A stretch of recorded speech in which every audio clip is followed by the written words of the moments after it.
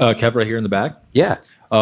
You said you're mostly interested in striking. Obviously, like imagine it's a perfect matchup against Stephen Thompson, but all the guys ahead of him are mostly grapplers. What do you think is going to happen if you do beat Stephen Thompson and you have to face one of those guys?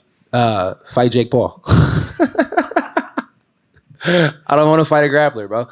It's nothing against them. It's just if I'm going to do that, it's going to be a year from now. That means that's a lot of inactivity and it's a lot of time sitting around. So, therefore, that being said, like I said, fight Jake Paul, fight somebody who's not the greatest grappler in the division, or just simply retire again. Personal assessment on Jake Paul fighting Anderson Silva. What was your assessment on that fight?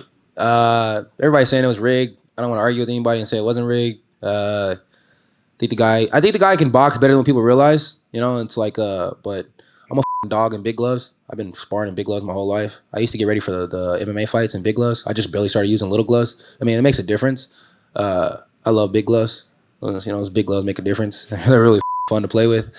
If you just don't know how to box, you don't know how to box. Some guys, they just don't really know how to box. Nothing wrong with none of those guys. Before Silva went and fought Paul, he didn't have the best boxing record. Now he leaves it with an even worse boxing record. So it's like the guy's taking smart fights. Props to Paul. It's like I get in there and box with him. I know Dana doesn't want to say it. Nobody wants to say it. You can go to Main Street, check my sparring rounds. Check my sparring rounds anywhere where I go box. I will knock that guy's block off. You know what I mean? I can box. I can box like a motherfucker. Yeah.